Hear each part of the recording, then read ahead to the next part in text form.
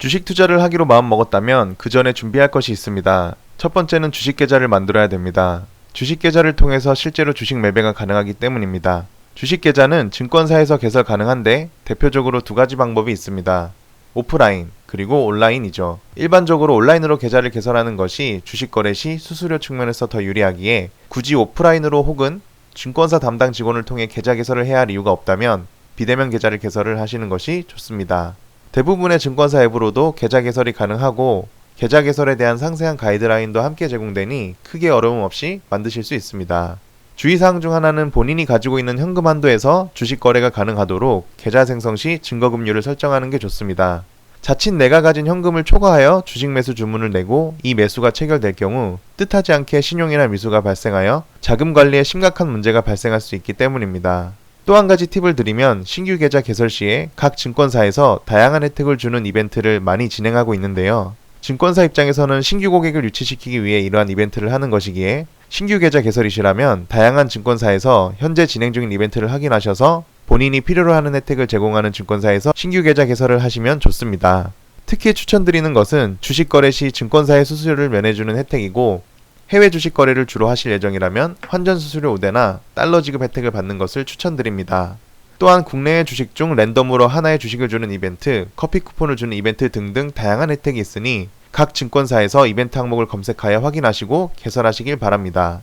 두 번째는 예수금을 준비해야 합니다. 예수금은 쉽게 말해 주식을 사기 위해 필요한 돈이라고 생각하시면 됩니다. 은행에서의 예금과 비슷한 개념이라고 보시면 되는데 이 예수금을 통해서 주식을 실제로 사고 팔 수 있습니다. 첫 번째 과정에서 개설한 증권계좌로 이체가 가능하며 이때 이 이체금이 예수금이 됩니다. 한 가지 주의하실 것은 주식 거래를 하기 위해서는 종합계좌로 생성된 계좌로 이체를 하셔야 하며 증권사에 따라 종합계좌와 CMA 계좌가 따로 생성되는 경우가 있고 하나로 통합되어 운영되는 경우가 있습니다. 만약 따로 생성이 되는 경우는 종합계좌로 현금 이체를 하셔야 예수금으로 활용하실 수 있습니다.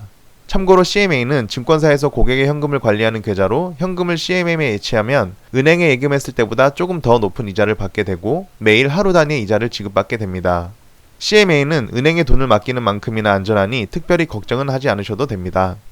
예수금에 대해 한 가지 팁을 드리면 처음 투자하시는 경우 너무 큰 돈이 아니면서 너무 작은 돈이 아닌 액수로 시작하시는 것을 추천드립니다. 너무 적은 돈, 가령 10만원 이하로 첫 투자를 해보는 경우에는 주당 가격이 높은 기업에 대해서 내가 사고 싶어도 못 사는 경우도 있고 자칫 10만원쯤이야 하는 생각으로 진지하게 주식을 시작하려는 마음을 갖기가 힘들 수 있기 때문입니다.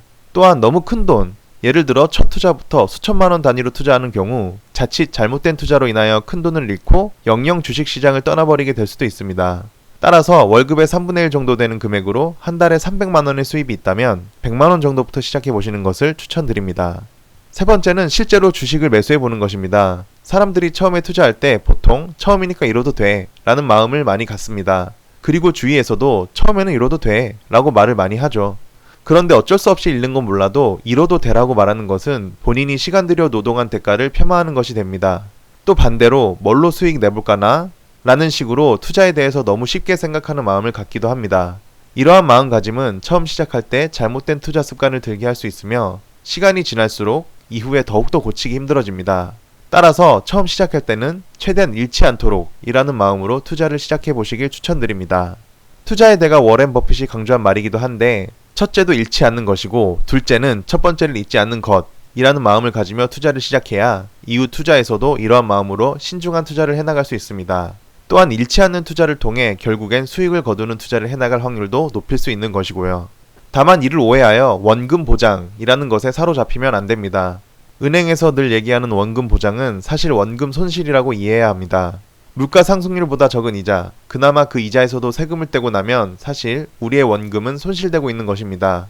더군다나 은행은 우리의 돈으로 이렇게 투자를 하여 엄청난 수익을 내고 있기에 은행으로서는 원금 보장이라는 명목하에 값싸게 우리 돈을 투자금으로 쓰고 있는 것이지요. 따라서 원금 손실의 위험성 때문에 아무것도 하지 못하는 것, 그것 또한 투자를 처음 시작할 때 조심해야 할 부분입니다.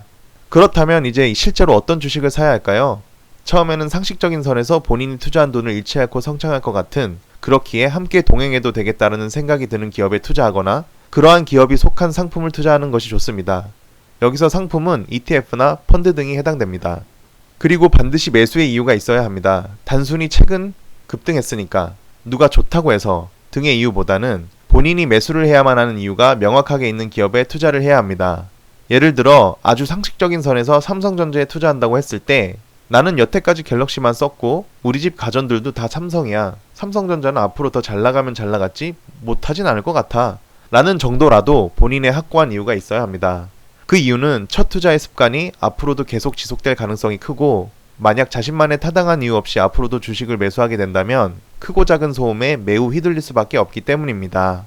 본인의 기준 없이 소음에 휘둘리게 되면 기업을 보지 않고 주위 상황에만 더 집중하게 되며 그럴 때는 현재 보유한 주식을 싸게 매도하여 손실을 보거나 훨씬 적은 수익을 보고 매도해버린 이후에 무섭게 상승하는 주식을 그저 바라만 보게 될 수 있기 때문입니다. 따라서 주식시장에 상장되어 있는 기업들 중 본인이 잃지 않을 것 같고 본인이 생각했을 때 상식적으로 성장할 것 같다라는 스토리를 그려낼 수 있는 기업에 첫 투자를 해보시길 추천드립니다. 그렇게 해야만 내가 진정으로 투자라는 것을 온전히 느낄 수 있기 때문입니다. 한 가지 팁을 드리자면 처음에는 본인이 아는 기업에 투자를 해보는 것입니다. 여태까지 투자에 관심이 없던 나도 알고 있는 기업이라면 우량한 기업일 확률이 많고 유명한 기업일 확률이 높습니다. 삼성전자나 네이버, 카카오처럼요. 그리고 그러한 기업들 중 내가 투자자로서 함께하고픈 기업이 무엇인지 추려서 투자해보는 것입니다. 우량주이기에 주가의 변동성이 상대적으로 적고 처음 시작하는 입장에서 현 시점에서의 매수 이유를 찾아낼 수 있는 기업들이기 때문입니다.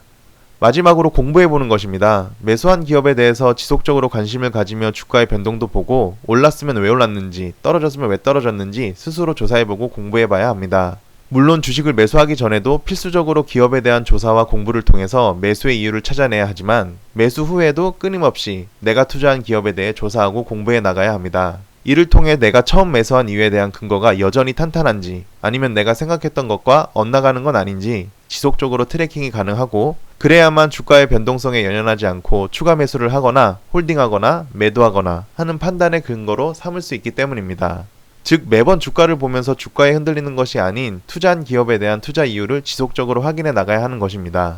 이렇게 처음 투자를 통해서 주식 투자를 시작하게 되었다면 이후에는 본인이 무엇을 해야 하는지 스스로 발견하게 됩니다. 어떤 관심 가는 기업이 있는데 이 기업이 하고 있는 사업이 무엇인지 궁금해서 찾아보다가 더 공부를 하게 될 수도 있고 그 기업이 현재는 얼마나 돈을 잘 벌고 있는지 확인하고 싶어서 재무제표를 공부할 수도 있습니다. 또한 개별 기업들을 공부하며 좀 더 큰 단위로 산업에 대해서 관심을 가지게 될 수 있으며 해당 산업에 대한 공부를 통해 그 산업에 맞는 투자하고 싶은 새로운 또 다른 투자처를 발굴해 나갈 수도 있습니다. 따라서 올바른 첫 투자를 통해서 이후에도 명확한 근거를 가지고 투자할 기업을 발굴하고 이러한 기업들에 투자하며 투자금을 점진적으로 늘려가는 것이 바람직하겠습니다. 아직 투자를 시작하지 않으셨다면 위와 같이 올바른 투자를 시작해 보시는 것은 어떨까요?